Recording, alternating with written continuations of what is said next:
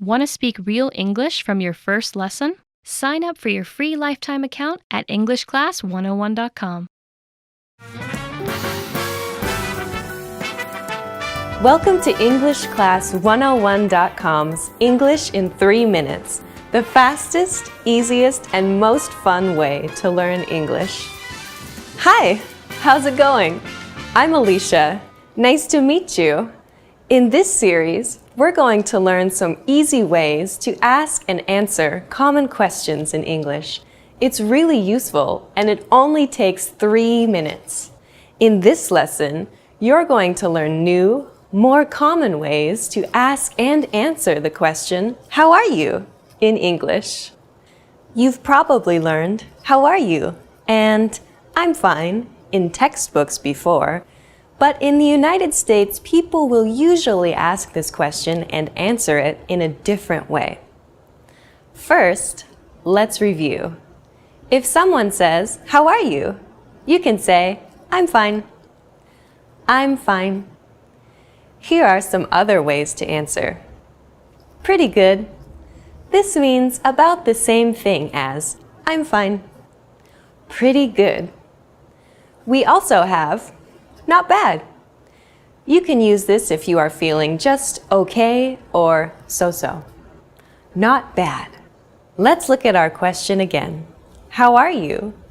This is the most well-known way of asking how someone is. You could use it when you want to be polite. But now, let's look at some different ways to ask how someone is. These ways are more casual and much more common. First, hey, how's it going? Hey, how's it going? You can answer this in many ways. If you're feeling good, you can say, good. Good. Pretty good. Pretty good. Not bad. Not bad. Once more, good. Pretty good. Not bad. Here's a tip. Even though these answers mean the same thing as "I'm fine," you can't answer "How's it going?" with "I'm fine." It will sound a bit strange. If you're not feeling good, you can say "Not so good." Not so good. Not great. Not great. Or not so well. Not so well. Be careful. If you say one of these, the other person will usually ask, "Why? What's wrong?" to be polite. Then you will have to explain. Another casual but very common version of "How are you?" is "What's up?" What's up? To reply, use a cheerful voice as you say, "Not much," "Not much," or "Nothing much," "Nothing much." This means you're free and able to chat. Since "What's up?" is just another way of saying hello, you can also reply with "Hey" or "Hi." Now it's time for Alicia's advice. A lot of the time, when we ask questions that mean "How are you?" in English, we're not actually asking about the other person's health. We're only asking to be polite. You should think of these questions as another way of saying hello, a way for the conversation to get started, instead of actual, literal questions. In fact, when someone asks you, "What's up?" you don't even have to answer. Just say, "What's up?" in reply. Welcome to EnglishClass101.com's English in 3 minutes, the fastest, easiest, and most fun way to learn English. Hey everyone, I'm Alicia. In this series, we're going to learn some easy ways to ask and answer common questions in English. It's really useful, and it only takes 3 minutes. In this lesson, you're going to learn how to ask what someone's job is in natural English. Of course, you can just say, "What is your job?" This is correct English, but it sounds too direct and awkward. Native English speakers almost never say this in a social situation. Instead, they use a different question. But before we master that, we need to compare it to a very similar question. What are you doing? I'm presenting a video about English. What do you do? I'm an English teacher. Do you see the difference? These two questions, what are you doing and what do you do, sound similar but mean different things. The first one is asking what you are doing right now, this minute. You answer it using an ing verb. What are you doing? I'm reading. I'm watching TV. While the second is actually a shortened version of what do you do for a living? This is how we ask, what is your job in natural English? Let's practice this question. What do you do? What do you do? When native speakers of English ask this question, it can come out very fast and sound more like, what do you do? In order to tell it apart from, what are you doing? Just listen for the ing sound on the end of the question. If it's not there, then you're being asked what your job is. So how would you answer this question? Just think of it as if the other person is asking you, what is your job? You could answer with, I am, plus your job. I'm a teacher. I'm a teacher. Or, I'm an engineer. If you want to learn more job names, go to EnglishClass101.com and check out the core word lists. These cover job vocabulary and more, and include a picture and audio to help you perfect your pronunciation. You can also mention the place that you work at, starting with, I work at. I work at a hospital. I work at a hospital. I work at a law firm. I work at a law firm. If you work for a big company that is well known, you can say, I work for, and then the name. I work for Microsoft. I work for Microsoft. I work for the New York Times. I work for the New York Times. Now it's time for Alicia's advice. When you ask the question, what do you do? And the other person tells you their job, it's polite to make some kind of positive comment about his or her job. For example, how interesting, or that must be exciting, or even, oh, really? Remember to sound sincere. Welcome to EnglishClass101.com's English in 3 minutes, the fastest, easiest, and most fun way to learn English. Hey everyone, Alicia here. In this series, we're going to learn some easy ways to ask and answer common questions in English. It's really useful and it only takes 3 minutes. In this lesson, you're going to learn how to ask what someone's hobbies are without using the word hobbies. You've probably seen the question, do you have any hobbies? Or, what are your hobbies?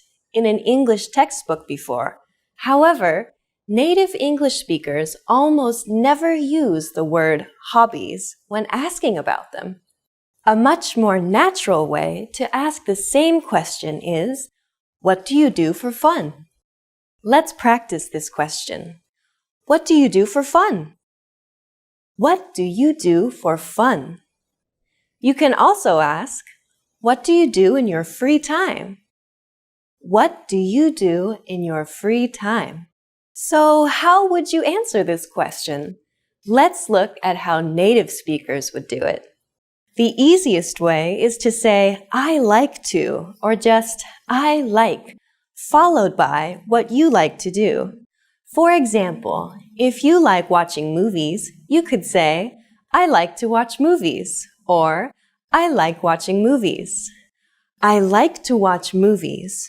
Or, I like watching movies. And if you like golf, you could say, I like to play golf. Or, I like playing golf. I like to play golf. Or, I like playing golf. You can emphasize how much you like your hobby by adding a word like really in front of like. For example, I really like watching movies. On the other hand, if you want to play down how much you like something, you can say kind of. For example, I kind of like playing tennis. Now it's time for Alicia's advice. If you don't have any special hobbies or don't want to be specific, a good way to reply is, I like hanging out with my friends and stuff like that. I like hanging out with my friends and stuff like that. Just use I like and add hanging out with my friends and then add and stuff like that. Welcome to EnglishClass101.com's English in 3 minutes, the fastest, easiest, and most fun way to learn English. Hey everyone, I'm Alicia. This series explains some easy ways to ask and answer common questions in English. It's really useful and it only takes 3 minutes. In this lesson, you're going to learn some different ways people will ask you, where are you from? First, though, where are you from can mean many things.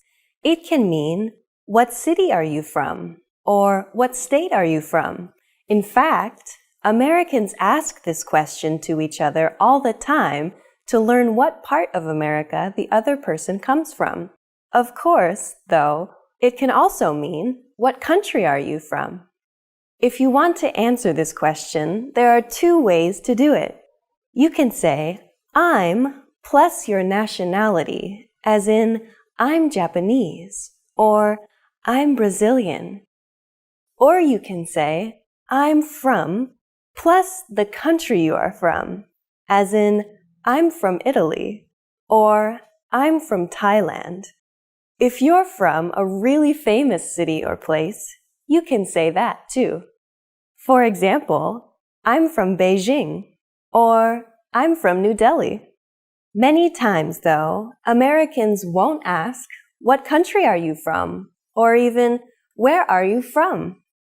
In many casual situations, they will say it in a simpler way. Where are you from? This is just like, where are you from? But they take out the are. Where are you from? You can use this too in casual situations. Of course, in the United States, as in other parts of the world, people may be a little more indirect because they want to be polite. To do this, they might ask you if you are from the place where they meet you. For example, if you meet someone in New York, they might ask, are you from New York? Or if you are in San Diego, they might ask, are you from San Diego? Many parts of the United States are very multicultural, so asking the question this way avoids what could be an embarrassing mistake. You can answer this the same way you answer, where are you from? Just add a simple no in front. For example, you can say no plus I'm plus nationality. No, I'm French. Or no plus I'm from plus country. No, I'm from Russia. Now it's time for Alicia's advice. Since the United States is very large, people you meet may take great pride in the place or region they come from. If you ask someone about where they're from, they may respond by saying something like West Coast, or the East Coast, or California, or the South, or the Midwest. If they answer in this way, it usually means they are interested in talking more about their region and how it differs from others. Welcome to EnglishClass101.com's English in 3 minutes, the fastest, easiest, and most fun way to learn English. Hey everyone, I'm Alicia. This series will teach you some easy ways to ask and answer common questions in English. It's really useful and it only takes 3 minutes. In this lesson, you're going to learn some new ways to ask someone, what's your name? Including one that you can use when you have forgotten someone's name. Now, what is your name? was probably one of the first questions you learned when you started studying English. I have to tell you, though, that most native speakers of English would never say this. In English, just like in other languages, it is often more polite to be a little indirect. Of course, the easiest way to avoid asking the question directly is to not ask at all. Just introduce yourself, and most people will respond by doing the same.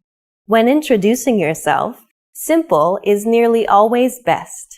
Just say, "Hi, I'm Alicia." To show that you want to know the other person's name, just add, "And you?" at the end. "Hi, I'm Alicia. And you?" "Hi, I'm Alicia. And you?" Just like before, take out my name, Alicia, and put your name in its place. After you say this, the other person will tell you his or her name. Okay, now let's talk about an embarrassing situation that happens to everybody. You have already met this person once before, but you have forgotten their name. The most polite thing to do in this situation is to apologize and ask again. There's a simple way to do this that's also polite. "I'm sorry. What was your name again?" "I'm sorry. What was your name again?" This sentence is very similar to "What's your name?" but it has three important differences. First, we say, "I'm sorry." A small apology can go a long way. After that, we say, "What was your name?" This is just like, "What is your name?" But instead of is, we use the past tense was. This is really important as it tells the other person that you remember meeting them. You haven't forgotten him or her. You have just forgotten the name. This little word makes all the difference. "I'm sorry. What was your name?" Finally, we add again to the end. This is another hint that tells the other person that you remember learning his or her name before, but you just can't recall it right now. "I'm sorry. What was your name again?" This phrase is appropriate for both formal and informal situations. Now it's time for Alicia's advice. In the United States, it's normal to address people by name in conversation more than once. In both formal and informal situations, it's a way to show respect or interest in the other person and can help you make friends. It is also a great way to practice someone's name so you don't forget it. If you are talking to someone named Anne, for example, instead of just, "What do you do for fun?" you could say, "Anne, what do you do for fun?" You can also put the name at the end of the sentence. "What do you do for fun, Anne?" You don't want to say the person's name too often or it will sound a little strange. But if you practice someone's name like this, you won't forget it. And people love to hear their own name.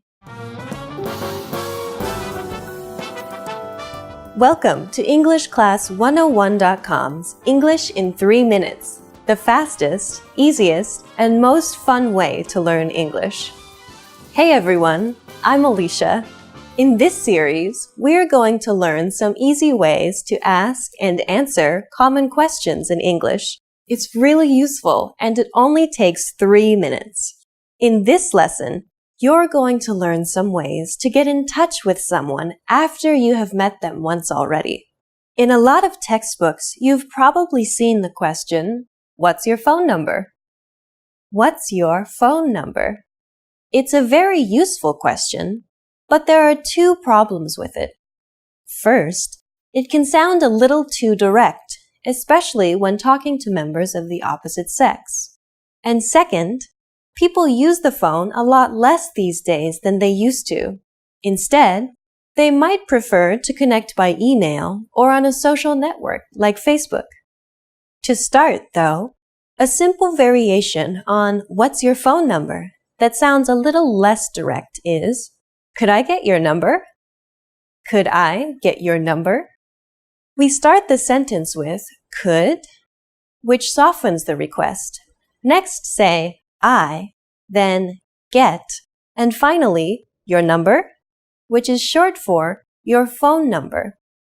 This question is slightly casual, but it can be used in almost any situation.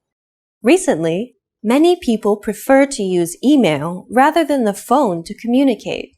Asking someone for his or her email address is also a little less direct than asking for their phone number.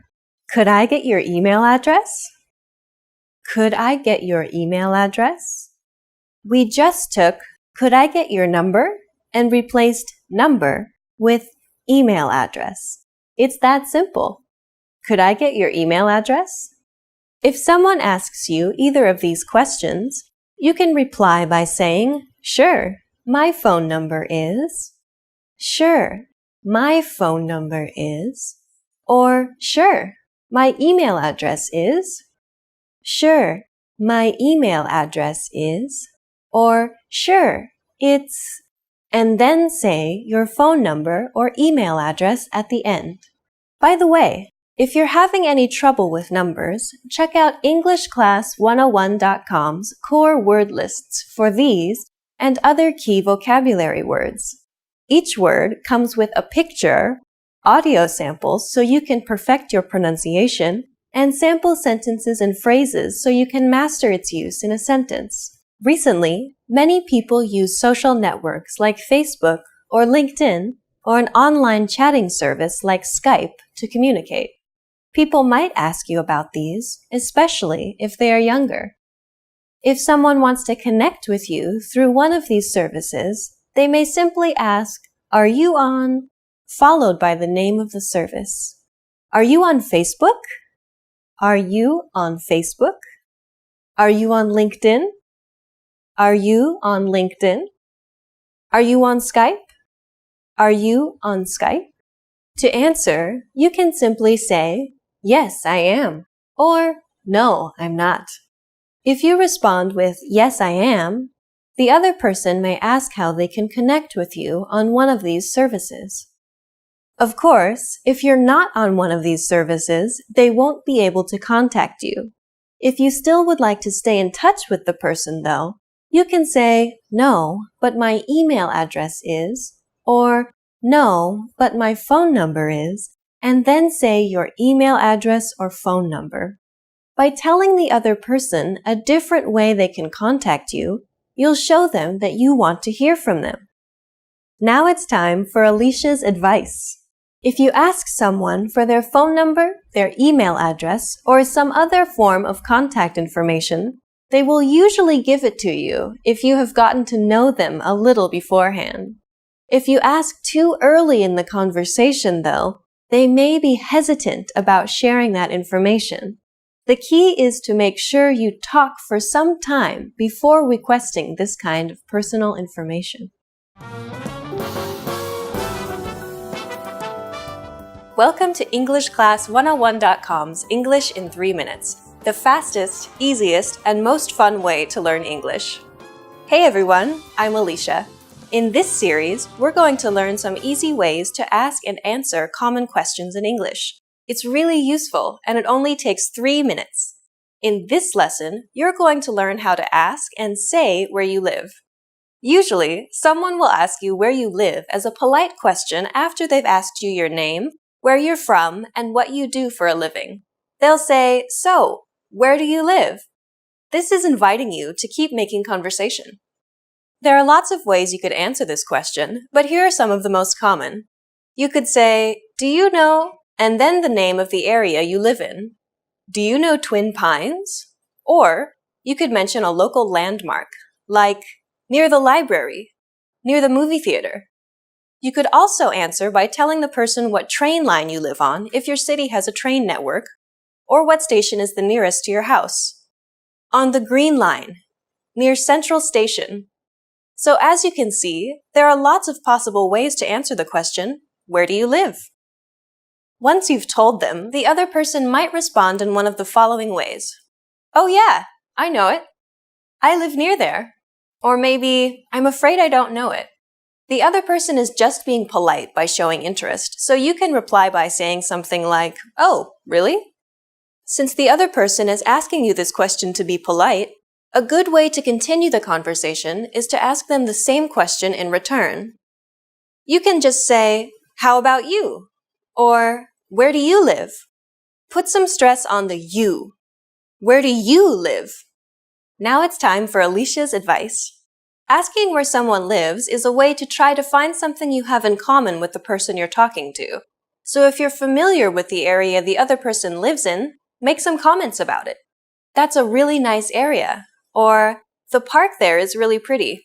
Anything is fine, as long as you don't say anything negative that could be taken as offensive, like, "That area has a high crime rate." Or, "I hear that area is really dangerous." Welcome to EnglishClass101.com's English in 3 minutes, the fastest, easiest, and most fun way to learn English. Hey everyone, I'm Alicia. In this series, we're going to learn some easy ways to ask and answer common questions in English. It's really useful and it only takes 3 minutes. In this lesson, you're going to learn how to ask someone where they went to school or college. Asking someone where they went to college is a good small talk question and conversation starter. However, you have to be careful not to offend people if they didn't go to college. We'll tell you how to do this. The question is simple. If the other person is over 22, it's likely they will have left college already, so you ask using the past tense. Where did you go to college? You could also say, where did you go to school? In American English, depending on context, school often means the same as college. If the other person is British or European, however, they're more likely to say, where did you go to university? The answer to this question is really easy. All you say is, I went to university in city. I went to Southern Oregon University in Ashland. If the name of the city or town is part of the university's name, like Tokyo University or Oxford University, you can add the name of the country instead. I went to Tokyo University in Japan. Once you've heard the other person's answer, it's polite to make some kind of comment. For example, wow, that's a really famous university. Or just, oh, really? Sometimes, when you ask, where did you go to college? The other person might reply, I didn't go to college. In this situation, you should be careful how you reply so as not to appear rude.